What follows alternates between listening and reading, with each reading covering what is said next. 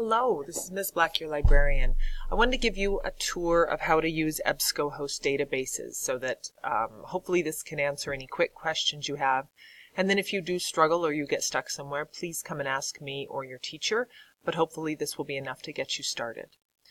To begin, please go to the Destiny icon on your screen, on your desktop screen, as soon as you log in here in Washoe County. You'll open it up, it looks like this, go under Databases, and then click EBSCO. After that, you're going to have an assortment, and you're just going to scroll down till you see EBSCOHost, and I like to click on All Databases under EBSCOHost. Now, you can type in whatever you're searching for right here and right away.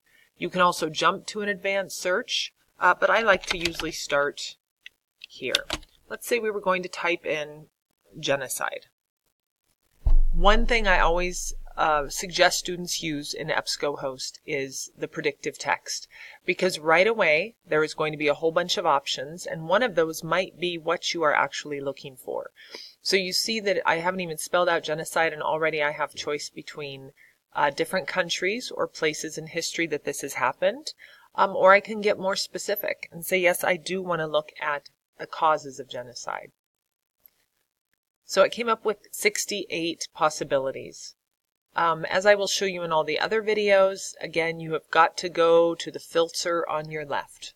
That is, as I say, your friend. 68 is too many to read tonight, so let's get the number down. The first thing you're going to do is click on full text. That takes you to 61. Next, you usually want to play around with the date.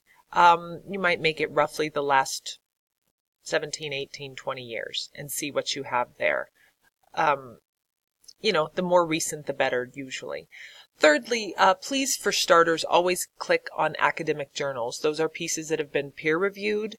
They are your most credible sources. So you're going to click on those, and you're going to see that you have 15 different options.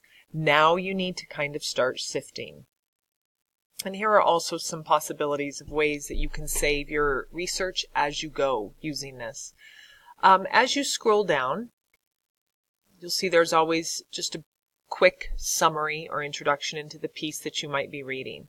If you are interested in it, but let's say you don't have much time to read it right then, what you do is you click on this little folder over here. And let's say I'm going to do the same one to this one. All right, what that just did was it threw both of these pieces up here, and now it tells me that my folder now has the items, prevention, crisis, and external elements.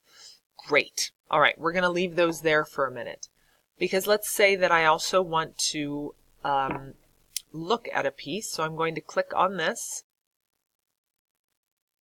and I'm going to go over here, and I can look at the full text, the PDF.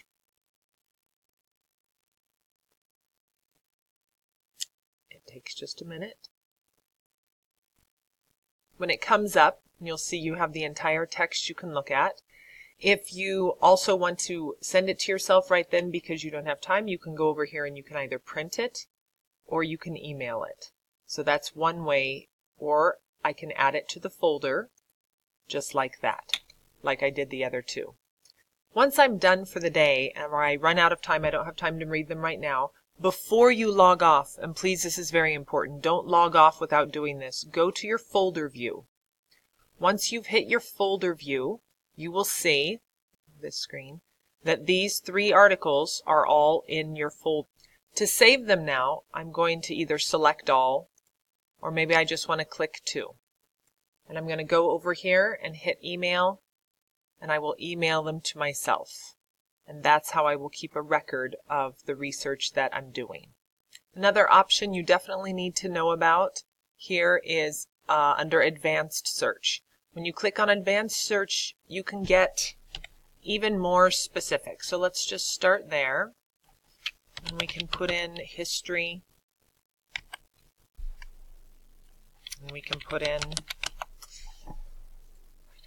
Rwanda. And we can bring up 86. And again, what's the first thing you do? You always go down here. under full text, scholarly peer-reviewed, perhaps even academic journals, just to take the number down before you start saving it over here. One final thing I want to point out, if you go and you read, right now I'm looking at the full text of an article. If you go all the way over to the right, again where you email it to yourself or print it, one of the options too is to cite it. When you click on that, it will automatically cite this article for you in whatever form you need. So if you're using APA, great. Otherwise, if it's for this English class, scroll down to MLA.